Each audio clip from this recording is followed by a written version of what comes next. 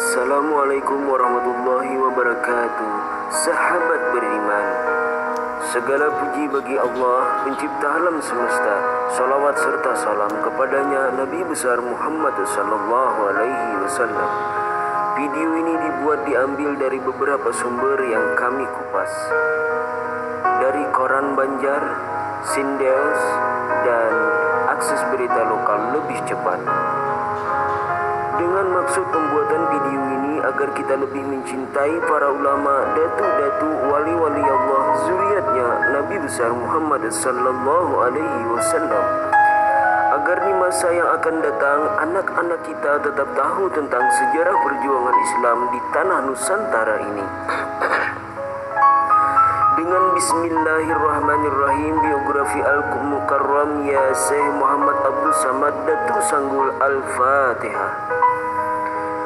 Datu Sanggul begitu masyarakat lebih mengenalnya, seorang tokoh panutan di zaman sekitar abad ke-18 Masehi, satu zaman dengan Maulana Syekh Muhammad Arsyad Al-Banjari.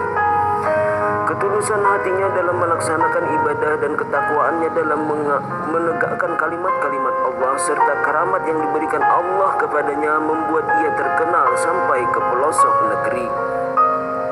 Satu hal yang sangat tergambar dalam sosok Datu Sanggul adalah ketekunannya dalam menuntut ilmu dan menyempurnakan ilmu itu. Semangat menuntut ilmu itu jualah yang kemudian membuatnya sampai ke bumi Kalimantan, khususnya Desa Tatakan, Kabupaten Tapin, Kalimantan Selatan, yaitu berguru dengan Datuk Suban di Desa Tatakan. Beliau kemudian dimakamkan, sampai sekarang makamnya terus diziarahi masyarakat muslimin. Riwayat Syekh Muhammad Abdul Samad Datu Sanggul, dalam satu riwayat diceritakan Datu Sanggul bernama Syekh Muhammad Abdul Samad. Dalam riwayat lain disebutkan bahwa nama beliau adalah Ahmad Sirajul Huda. Beliau berasal dari Palembang, kemudian melanglang buana ke berbagai penjuru negeri ini. Diberi gelar Datu Sanggul, salah satu riwayat menceritakan hal tersebut karena ketekunan beliau dalam mentaati perintah gurunya di dalam hal khusus khalwat, yang artinya dengan menyanggul atau menunggu turunnya ilmu dari Allah Subhanahu wa ta'ala. Ada juga yang mengatakan beliau sering menyanggul menghadang pasukan tentara Belanda di perbatasan Kampung Muning, sehingga tentara Belanda pun kocar-kacir dibuatnya. Versi lain lagi menyebut gelar Datu Sanggul itu karena kegemaran beliau menyanggul, menunggu binatang buruan. Ada juga yang mengatakan rambut beliau yang panjang dan selalu disanggul. Datu Sanggul sangat terkenal pula dengan syair-syair yang begitu puitis dan penuh makna. Salah satu syair yang sangat terkenal adalah syair pantun Seraba Ampat. Syair tersebut berbahasa Banjar yang serat dengan pelajaran tasawuf. Di antara petikan syair tersebut berbunyi, Allah jadikan Seraba Ampat, syariat, tarikat, hakikat, ma'rifat menjadi satu di dalam khalwat, rasa nyaman tiada tersurat. Huruf Allah empat banyaknya, alif iktibar pada jatnya, lam awal dan akhir sifat dan asma, ha isyarat dari af'alnya. Jibril, Mikail, malaikat mulia, isyarat sifat jalal dan jamal. Israil, Israfil, rupa pasangannya, iktibar sifat kahar dan kamal. Zabarail asal katanya, bahasa Suryani asal mulanya, kebesaran Allah itu artinya, Zallallah bahasa Arabnya. Nur Muhammad bermulanya tak asal jadi alam semesta, seumpama api dengan panasnya, itulah Muhammad dengan Tuhannya. Api dan banyu, tanah dan hawa, itulah dia alam dunia, menjadi awak berupa-rupa, tulang sumsum, daging dan darah. Manusia lahir ke alam insan, di alam azam, empat bakawan, situ bania dan tambunia, uriah lawan si Camaria. Rasa dan akal, daya dan nafsu di dalam raganya tak bersatu. Aku meliputi segala liku, matan hujung rambut ke ujung kuku. Tubuh dan hati nyawa rahasia, satu yang zahir amat nyatanya, tiga yang batin pasti adanya, alam swagir itu sabutannya. Mani-mani kam, madi dan mazi, titis manitis jadi menjadi, si anak Adam balak sakati, hanya tahu Allahu Rabbi. Keempat-empatnya kada terpisah, datang dan bulik kepada Allah. Asal awak daripada tanah, asal pun tanah sudah disarah. Dadang simpur bermain wayang-wayang, asal si kulit kijang, agung dan sarun babun di kancang, kaler bapasang di atas gendang.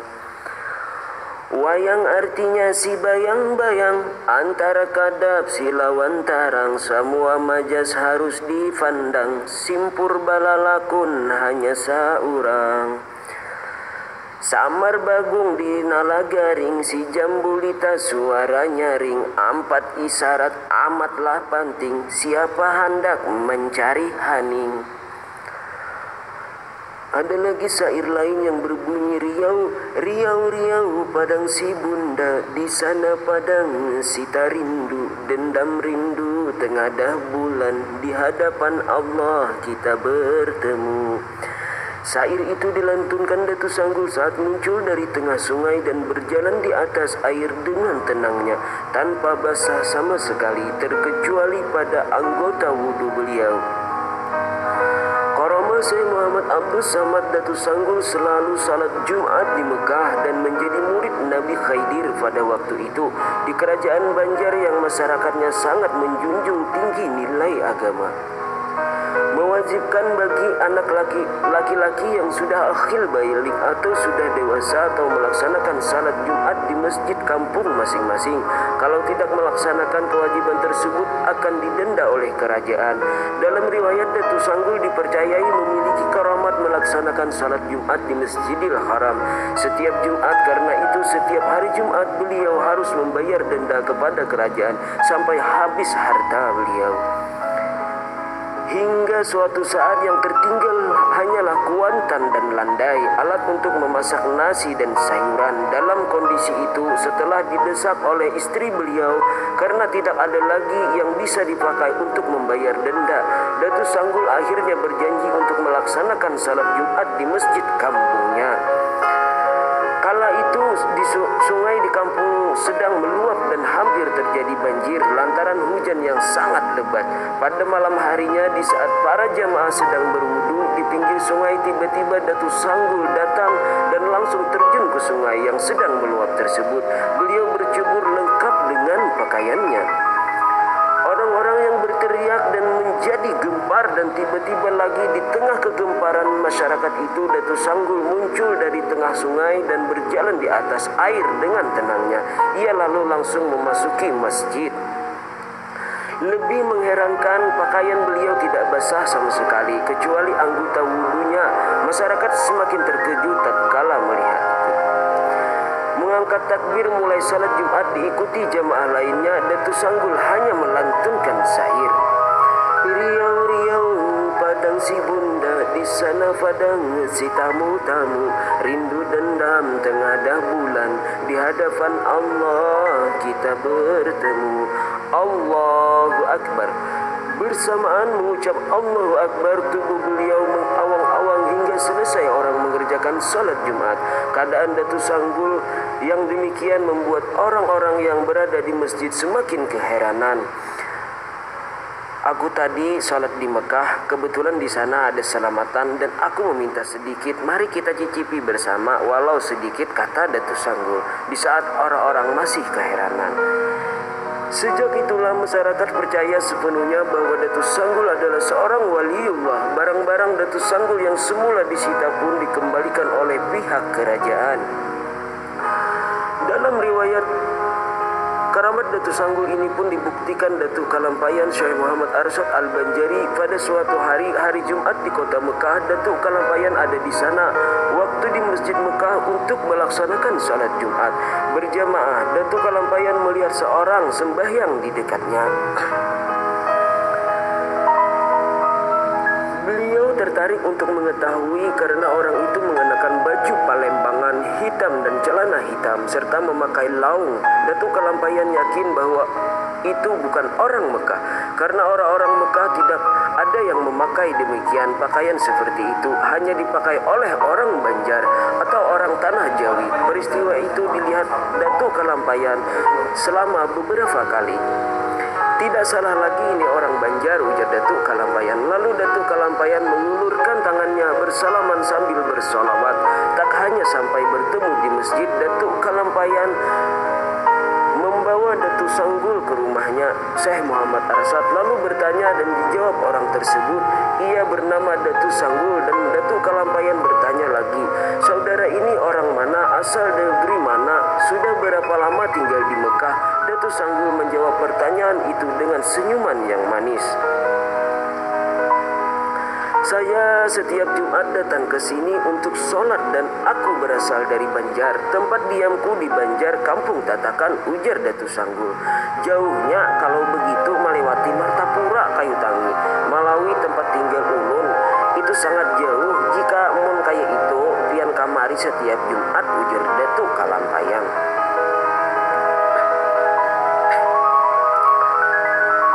Datuk Sanggul pun menjawab aku tidak memakai apa-apa karena hendak kemari saja dan kebetulan Allah Subhanahu wa Ta'ala memberikan kekuatan kepadaku sehingga aku sampai ke sini. Terpikir dalam hati Datuk Kalampayan tentang kedatangan Datuk Sanggul itu, apakah ia memang masih waras atau orang yang terganggu pikirannya? Jawab Datuk Sanggul tadi, dirasa tak masuk akal sehat, sebab mungkinkah jarak yang demikian jauhnya antara Tatakan dan Mekah bisa dicapai hanya dalam waktu begitu singkat, tidak memakai apa-apa pula. Ulun akan berbahasa Banjar.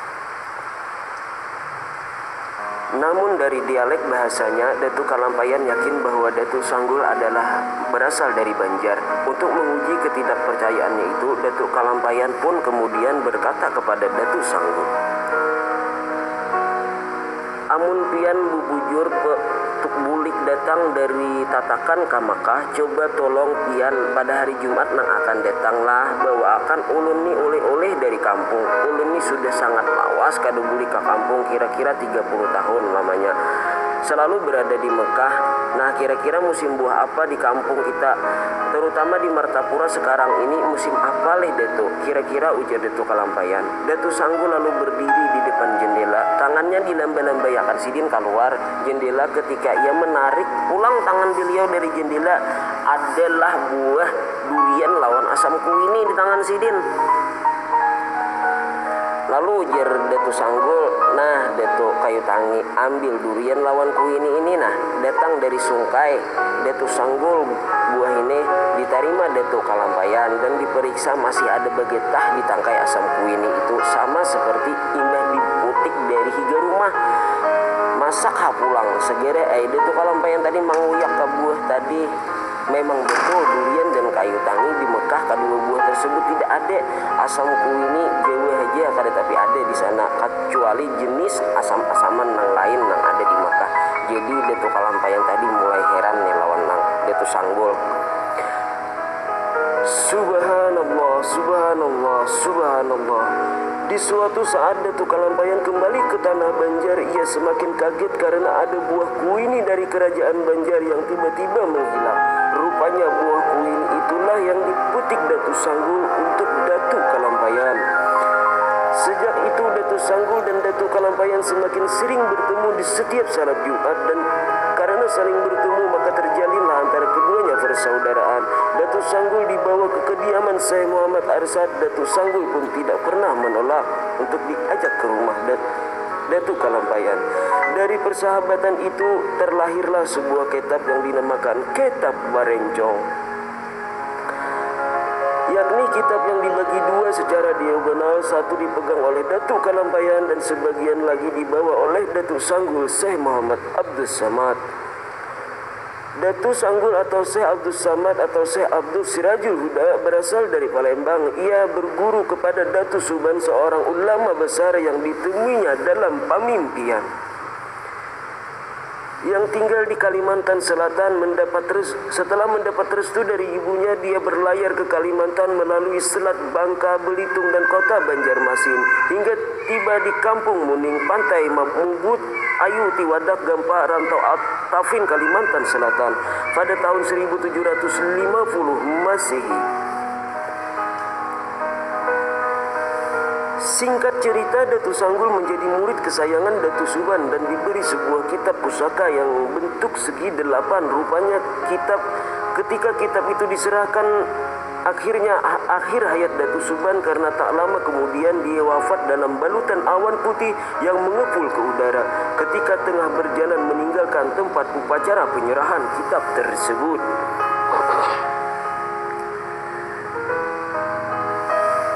Datuk Sanggul setelah mengamalkan ilmu hakikat dan ilmu laduni dari gurunya itu, Datuk Sanggul diberi karamah kelebihan oleh Allah Subhanahu wa taala seperti menceburkan diri ke air tidak basah dan selalu berpergian ke tanah suci Mekah untuk sholat Jumat.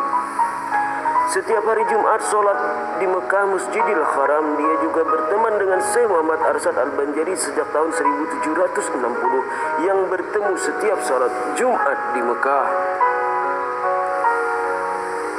Syekh Muhammad Arsyad Al-Banjari ingin sekali mempelajari kitab pusaka Datuk Suban yang bersegi 8, namun Datuk Sanggul meminjamkan hanya setengah dan dipotong dengan menggunakan kuku beliau, subhanallah, sehingga kitab itu berbentuk rencong dan disebut kitab barencong. Dengan catatan bila ingin melanjutkan kajian dalam kitab itu, Datuk Kalampayan harus turun ke tanah Jawi dan menemuinya di Kampung Muning sambil membawa kain putih seukuran 5 helai kain sarung. Ternyata ketika tiba saatnya untuk mempelajari kitab itu, Syekh Arsyad Al-Banjari tidak berhasil menemui Datuk Sanggul di Kampung Muning karena ia sudah berpulang ke rahmatullah. Teringat pada pesan Datuk Sanggul agar membawakan kain putih berukuran 5 kain sarung, Syekh Ahmad Arsyad pun menduga bahwa ketika itu Datuk Sanggul sudah mendapat firasat dari Allah akan meninggal bila belahan kitab barencong diserahkan kepadanya. Begitulah sesungguh teramat banyak lagi cerita karamat Datuk Sanggul termasuk menjelang akhir hayatnya. Datuk Sanggul minta dibawakan kain kafan kepada Datuk Kalampayan apabila Datuk Kalampayan selesai menuntut ilmu di Mekah, pulang ke tanah Banjar, dan ternyata kain kafan itu digunakan untuk mengkafani Datuk Sanggul sendiri yang berpulang ke hadrat Allah. Bertepatan dengan pulangnya Datuk Kalampayan dari Mekah ke tanah Banjar, sungguh tak terasa kini sudah 249 tahun kejadian yang ulun kisahkan ini. Di Kubah Datuk Sanggul di Desa Tatakan Tapin dilaksanakan peringatan haul Datuk Sanggul setiap tahunnya, dikatakan Masrani penjaga makam. Datuk Sanggul adalah hamba Allah yang tawaddu, berakhlak baik, alim serta dianugerahi ilmu makrifat dan dikenal di pelunjuk Nusantara. Subhanallah. Selain syair Seraba Ampat dan syair ketika muncul dari air tadi, menurut Nasrani ada lagi pantun makrifat Datuk Sanggul yang masih dikenal para ahli makrifat hingga saat ini. Pantun itu pun berbunyi seperti ini. Jangan susah mencari bila ada di rakun bulu. Jangan susah mencari Allah, Allah ada di batang tubuh. Lahir sekitar 18 Masehi, meninggal di Kampung Tatakan Tafin, Rantau.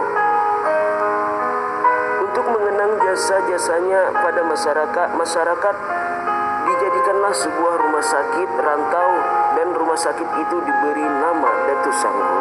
Subhanallah, subhanallah, subhanallah.